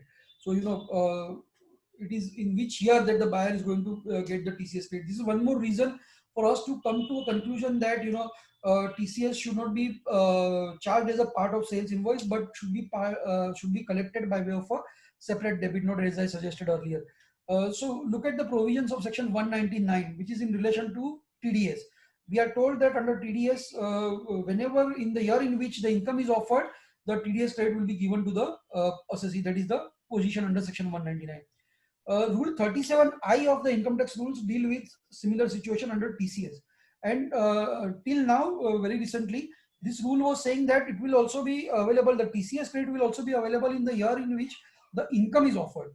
Now, this is creating a problem. This would have created a problem, because the section says, the rule says rather, that the TCS credit will be available in the year in which the income is offered. Now, if I am a buyer, I am not going to offer that as an income first and foremost, because TCS is being suffered by the buyer. So he is not going to first of all offer income. If at all you say that when he sales, etc., and all those things, those are very difficult things to maintain. So it was not possible. Fortunately, therefore, this sub rule 2A has been inserted with effect from 1st October 2020, which says that notwithstanding what has been contained in sub rule 2, the TCS credit in respect of this 1G and 1H will be available in the year in which the person makes the payment. So therefore, makes the payment to the vendor. And therefore, one more reason for us to probably conclude, one more supporting factor to conclude that it will be, the credit also will be available to the buyer in the year in which he makes the payment, and not the year in which he makes the purchases. And therefore, for me also, it should be also chargeable in the year in which I collect the money, and not in the year in which I make the sales, and therefore not part of my sales invoice. So that is about the credit part of it. Now, buying and selling from same person, now if I am buying from ABC and Company, I am also selling something to ABC and Company. and we settle the accounts mutually by set off of the receivable and payable, whether in such a situation TCS will be applicable? If yes, how? Now, strictly speaking, because, it is not a money which I have received, and therefore, legally, very, very legal interpretation is that when I am not receiving any money, because this is applicable when I am receiving money. So money is not money's worth, we are aware, and therefore in such a situation, probably one can argue that yes, it will not be applicable, TCS provisions will not apply. But at the same time, if we take that view, then probably the entire purpose of this section will get defeated, and therefore one will have to take a balanced view. If at all one wants to take a litigation, it's a different story, but otherwise the purpose getting defeated is something which probably the courts may or may not accept. Money is a good argument, of course, but it is for one to decide whether one wants to take that argument and take it to the litigation stage, and do all this janjat for the small gain, if at all there is any, right? And how it is to be implemented, I think both the parties will, as per their consideration, so on whatever amount they are crediting to the buyer's account, they will collect TCS on that. That is what my submission on the practical aspect of it. The next question which we will discuss is this: seller is not collecting TCS. It's not a question, rather it's a proposition. Seller is not collecting TCS, but buyer is discharging his tax liability. So we are aware about the TDS provisions, and under TDS provisions, we are aware that in such a situation, once the recipient of any income has discharged his liability and filed his return, etc., then the assessee cannot be held as assessee in default anymore. We are about the decision of Hindustan Coca-Cola Supreme Court, where it said that only the interest till that date should be charged and nothing beyond. That is what the ratio of the Supreme Court in Hindustan Coca-Cola. But now, the same proposition cannot be covered by under TCS. So what is relevant in the same situation under TDS may not apply, or rather will not apply under the TCS provision, because we have got a specific provision to subsection 6A which carves out this type of situation, and it has not been amended, not been amended to cover subsection 1H within its purview, and therefore in such a situation, though the seller, the buyer has ultimately discharged his tax liability, the seller is having the risk of still being treated as an assessee in default and face all the consequences which might follow thereafter. So therefore, one will not be correct in applying the TDS provisions under the TCS situation. Yeah, that takes us to one more blunder which CBDT has done, according to me, while issuing that circular dated 29th of September, and it is this. What it is. CBDT says that yes, there is overlapping between 1F. 1F is basically motor car, TCS on purchase of motor car, sale of motor car rather, motor vehicle. So that we are aware, 1F. And they are saying that there is a overlapping between the two subsections 1F and 1H. And therefore they say that subsection 1F is applicable for sale to consumers. So if as a consumer, if I am buying something from Navneet Motors, if I am buying a car from Navneet Motors, then 1F will apply, that is what they say. But when Maruti is selling some goods to that dealer, whatever name you can give, right? So Maruti as a company, a manufacturer, gives that goods to the dealer. At that stage, 1H applies, because it is 1H is from receipt from debtor. So far, so good, no difficulty. The difficulty is thereafter. It says that TCS under subsection 1H is applicable if it is not subjected to TCS under 1F. Now you see what they have done. They are saying that under 1H it will be applicable if at all it is not subjected to TCS under 1F. So take a case of a situation where, and then they say further, in case of sale to consumer for motor vehicle each less than 10 lakh, but total receipt is more than 50 lakh, then 1H will be applicable. Now they are saying that if each vehicle is less than 10 lakh, then 1F is not applicable because of the threshold as provided under 1F. But in such a situation, they say 1H will be applicable. Now this is where they have done a blunder, as I understand, because the section talks about the section carves out, gives an exception for those goods which are covered by under 1F and not those transactions. There is a difference between the goods covered by 1F and a transaction covered by 1F, right? There might be a company which is having a fleet of car, maybe 10 cars. Each, say out of that 10 cars, that company is selling the 6 car for 9 lakh rupees each. So 9 6 are 54. One company is selling that fleet of car to the other company, right?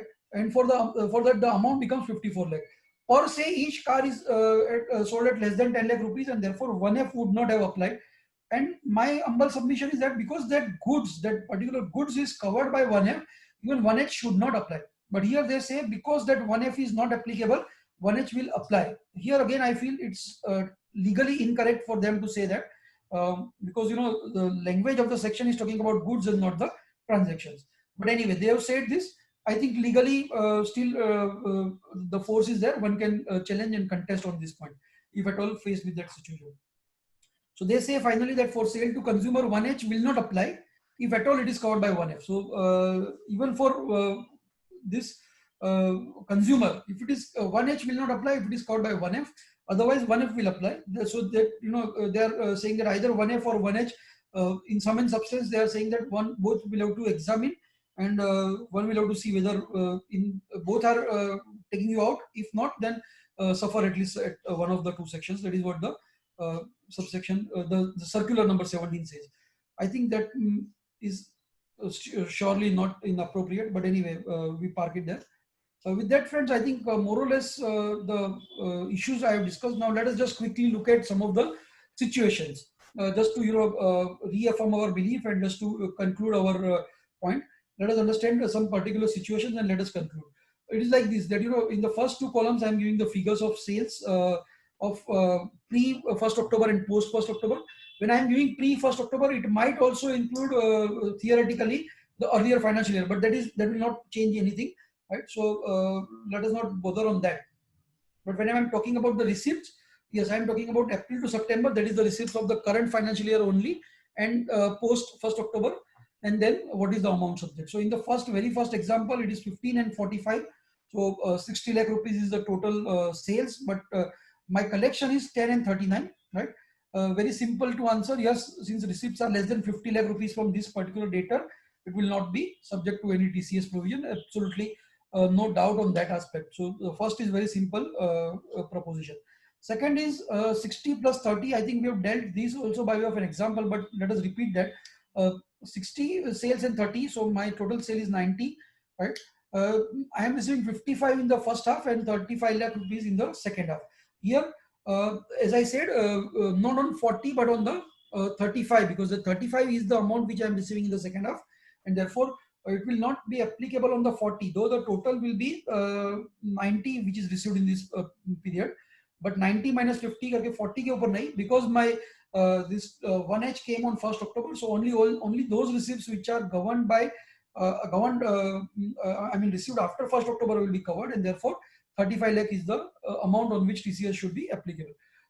It is absolutely receipt is more than 50 lakh, but applicability from 1st October. That is what we have mentioned as a reason also. Yes.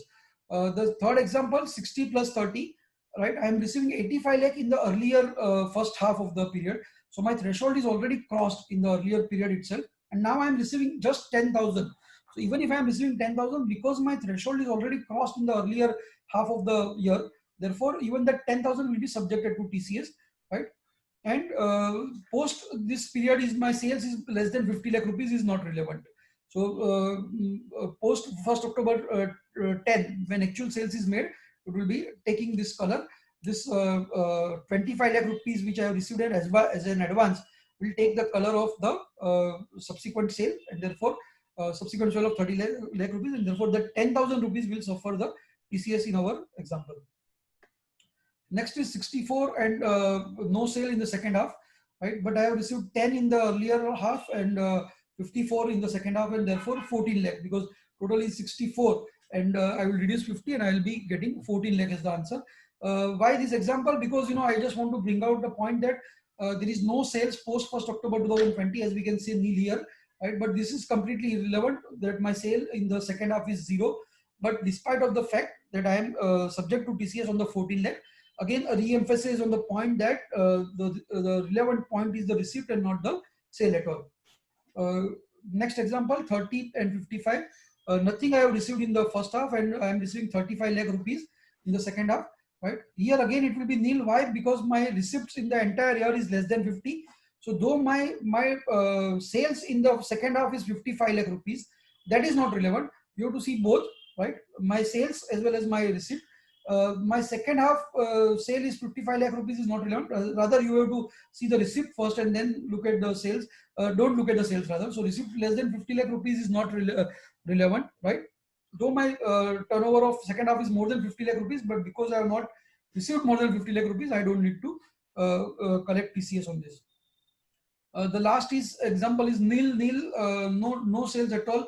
And in the month of say February 21, I am receiving 55 lakh rupees as a advance for which the goods will be supplied in the subsequent financial year. Do I need to collect on the 5 lakh rupees? As 55 minus 5, do I need to collect? As per the circular, if you follow, the answer is yes, you have to follow on the 5 lakh rupees, and therefore I have put it in red letter. But my view is that it will be nil. Why? Because as we discussed earlier, this advance has not yet taken the shape of the color of consideration for sale of goods. Whenever in future we sell it, it will change the color, it will become consideration for sale of goods, and therefore at that time I think it will be immediately factored into the calculation of TCS liability, but not at this stage. That is what my submission is. That of course it is contrary to what the CBDT circular says, so one has to decide whether one wants to follow CBDT circular or not. I think with that, I have completed my thoughts, my issues which were there in my mind, and we can straight away enter into the question answers if at all any. Yes, sir. Ketan bhai, I'll just read out the questions. I think many points you dealt with, but we'll go one by one. Yes, please. That will be easier. Yeah. The first one, should we charge TCS on invoice or not? In case charged, any legal consequences for the same under tax laws? So I think you can give a quick brief, Ketan bhai. You discussed this point actually. Yeah, in my view, you should not charge it as a part of a sales invoice because the fact is very simple. It is the section also says at the time of receipt. So for me, there is no business. I also referred to the rule 37I subsequently in the slides, somewhere over here.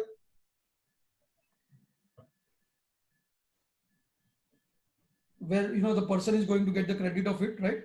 So that also is a supporting argument, of course. But the first point is that if you start charging in a part of your sales invoice, then you are going to prepone your TCS liability by a few months or a year maybe, and then you are going to unnecessarily block your liquidity. Consider a situation where you are having thousands of such customers who are going to pay you after 7 months, 8 months, and then consider your liquidity. So I would feel not to be charged. I am aware that a few big players are charging, but I am not agreed with that, because if you look at the language of the section, it is absolutely clear, no doubt on that. And many of my customers may not break that threshold of 50 lakh rupees also. So that is also one more reason. Anyway, this is a area where many of the people are having some other view. They are saying that no, let me not bother, let me not keep on bothering myself. But I would feel that if liquidity at one point and a few botheration of just monitoring your data's accounts, another point, I would feel the second one is better. But it is for one to decide, absolutely. And legal issues are likely to arise because your buyer may turn back and say that, look here, boss, you are charging me something which is not provided by the act. So please forget it. I'm not going to pay you. Possible. Your buyer may come back. Under the tax laws, there may not be any legal implication because government will be happy. They will be getting the money earlier. But your buyer may take it in a different way. So, those issues are there. Yes. Right. The next question, Ketan bhai, is does TCS apply on sale or purchase or buyback of shares or securities under 1H? So you dealt with this question again on sale of shares. Buyback of shares, if it is by way of the open offer in the market, if it is on market transaction, then certainly there is an exclusion provided by the if it is a bulk offer, whatever is there, the bulk offer is there on the market, then yes, if it is an on market transaction, it is out. But if it is off market, then there is a gray area. My view, still it is possible to say that shares and securities, shares are not goods, and I will go by the common parlance theory.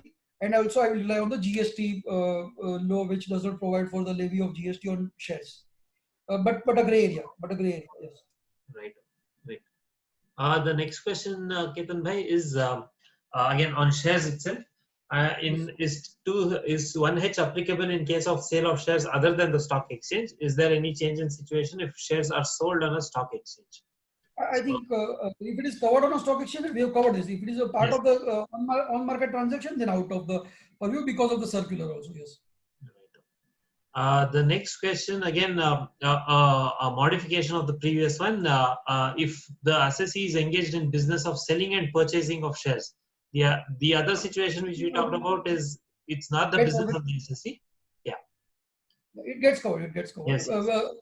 I mean, the question gets covered by a reply already we have given. Yes. Correct. Whether software is covered, it's not clear, but let's say software is subject to TDS but not applied because TDS is deducted from non-resident vendor, hence TDS is applicable but need not be paid. So this is also you discussed. Then it will be covered by TCS provisions, but if it is a non-resident, then again you can take recourse under that import of because imported goods are out. If at all you take a view, it is imported goods, and of course I have mentioned 195, but I think I need to reconcile that also. If it is a 195 type of situation where the software provider is overseas, if it is an off-the-shelf item, and even if you take it as a goods, but since import is out, I think it will be out. Yes. So to that extent, I will modify my slides also. 195 probably is a different situation because of the import. I hope I am able to explain that. Yes. Yes. The next question, Kiran Bhai, is in case of part payments where any of the payments does not exceed 50 lakhs, but in totality the payment exceeds 50 lakhs. In this case, Yes. when will the liability for TDS arise?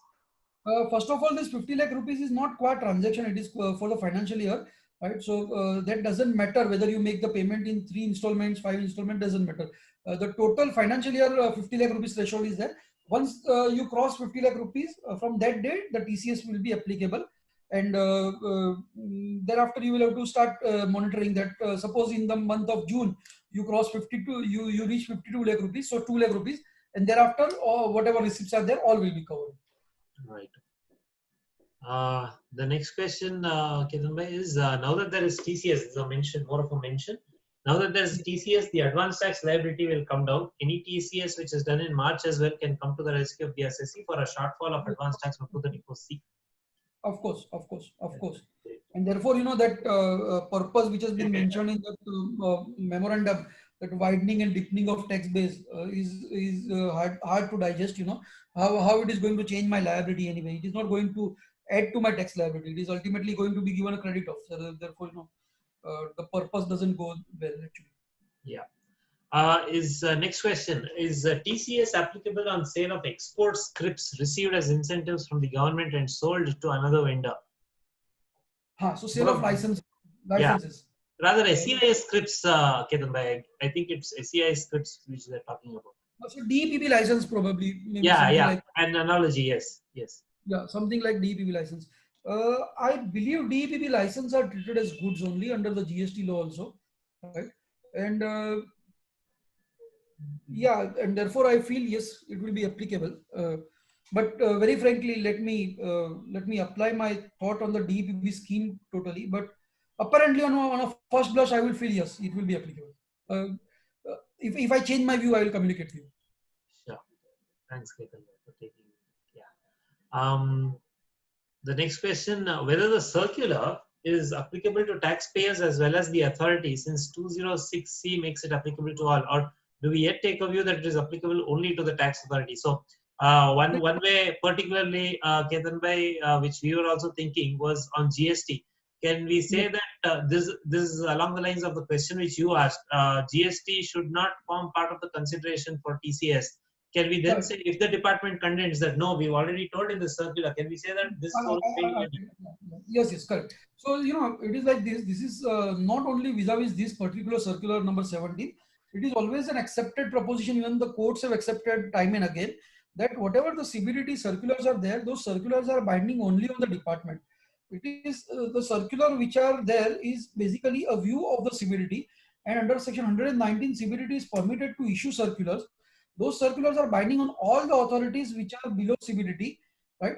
But not binding on the assessee. The assessee will be governed by the principles of the interpretation of statute.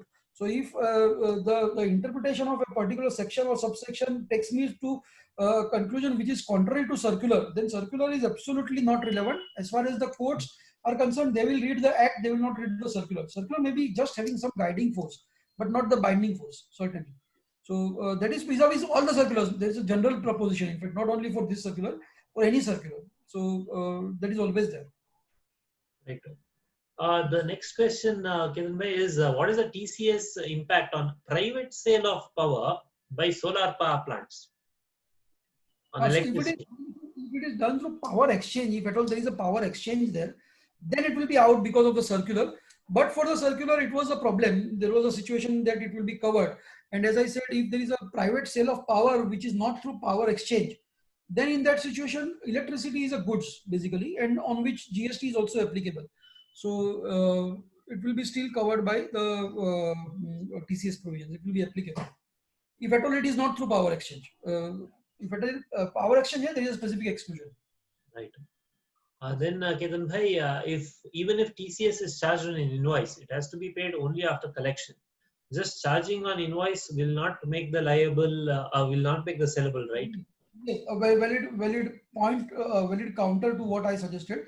But then, under the service tax regime, when we were under service tax, please go back few years down the memory lane and try to figure out, as a chartered accountants following, of course, there was some threshold of 50 lakh rupees or something, but there was some threshold. So those people who were under service tax, charging it on a bill, but paying the service tax on a collection basis, somewhat similar situation, right, which the person has brought out. Now, there was a specific circular to that effect by the service tax department in those days, because of which circular we were relying on that circular and saying that, yes, I am making the payment on a collection, though my charges are on this. Now, those type of circulars are not unfortunately existing in our Income Tax Act. Of course, the section itself is sufficient to say that at the time of receipt, he should collect. But then will you be justified in collecting and keeping it with you and not paying to the government? Probably it will not be accepted in that sense by the government. If at all you are collecting, and under TDS also, when you deduct TDS and don't pay to the government, the consequences are very serious, right? Similar situation will come up as far as the legal aspect of this is concerned. As far as the practical aspect of that is concerned, you will be required to make so much of records that out of this billing I have received this much, out of this billing I have received this much, and therefore my liability is crystallized. So something like amount due but collected but not due, etc. All those concepts will have to be figured out, and you will have to make all those calculations. Do you want to do all these things for this? Anyway, the accounting life is having lot many challenges, especially nowadays with GST and all. So do you want to add to your challenges is for you to decide. I believe, yes, you can do that technically, but whether you want to do that, that's a question. Other than that, will it not be more advisable to defer it to the collection and then, happily do it? In the process, it might also happen that poor customer may not cross threshold of 50 lakh at any given point of time. How would you reconcile that? All those questions will come up, and therefore my practical suggestion is that don't do all these things, just defer it at the time of receipt, and that should be the end of the story. Again, just to mention cash flow, the cash flow situation, how is the engagement between the buyer and the seller? All of those things also matter, because you will simply have buyers and sellers shouting at each other because of these provisions. Absolutely. So if right at the time, one of my customer, as I said, one of my client came to me and said that, look here, my supplier has already started collecting in sales invoice. I told him, boss, you talk to him, because this is going to affect your liquidity. Yes. So those commercial fights, etc., will keep on happening, right, unless and until everybody is on the same page. Yes. This question by Hinesh bhai. Does TCS apply for delisting of shares on open offer under reverse book building undertaken on a stock exchange? Reverse book building, open offer, I believe it will be off-market transaction. It will not be. No, it is on the floor of exchange, because reverse book building is done by the stock exchange only. Then Hinesh bhai, it will not apply. Okay. Then it will not, because whatever is covered by recognized stock exchange, that is very, very clearly covered by the circular itself. So it will not apply, sir. Okay, fine. Yes. Or if it is maintained by the, I'm not sure, but if it is maintained by the merchant banker, then it will apply. I am also not sure, but therefore I ask for your input, whether it will be on market or off market. If it is on market, then definitely it is out. But if it is off market, then then again that common parlance theory and all those things you will have to bring into it. Right. Thank you. Then Ketan bhai, will TCS apply on branch transfer? Certainly not. This is a question which I think I should have put up in my slide, but somehow I missed out. Some other forum also this question was asked to me, whether it will be applied to branch transfer. Absolutely not. So branch transfer is under GST. It is there because of that collection and distribution between two states, etc. Right. I am aware that under GST it is treated as sale, but as far as Income Tax Act is concerned, it is sale to yourself, and you cannot do transaction with yourself. We have got so many decisions of Supreme Court saying that one cannot do business with himself. Right? Or even under the mechanism also, the PAN number of the person will be the same. It is not at all required, and it is not there at all. The buyer and seller have to be two different parties. Branch is not a different party. Right. Then Ketan bhai, 206C makes it applicable to both taxpayers and the tax authority. The subsection was introduced along with subsection 1H and 1G. Where it mentions CBDT can clarify and lay it in the House of the Parliament. They have said that they can come out with some notifications and rules, etc. But those things were too procedural in nature, and therefore I didn't think that we should deal with that. The CBDT can bring out some notification, and that has to be laid out before both the Houses of Parliament and within 6 months, etc. That they have mentioned. I think yes, point well taken. But what is the issue? That seems to not have been mentioned. So maybe it is not because it is very much procedural in nature. Section 1I, I am just reading 1I and 1J. There are two subsections. 1I says that if any difficulty arises in giving effect to these provisions, then the board may, with the approval of the central government, issue guidelines, etc. And every such guidelines, 1J says, every such guidelines issued by the board should be laid before both the houses of the parliament and the person will be collected. So that's fine. It's purely procedural. It is. Then last question, last but one rather, Ketan bhai.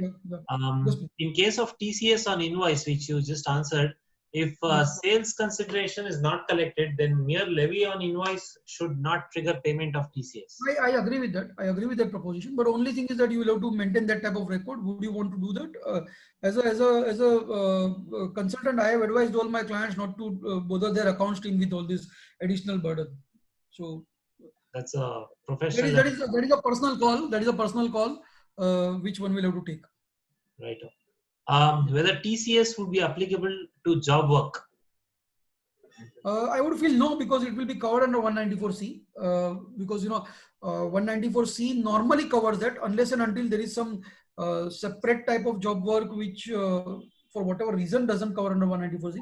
Normally it will get covered under 194C, and therefore there is a specific exclusion by the second or third proviso. I think one second. No, by the fifth proviso. Yeah.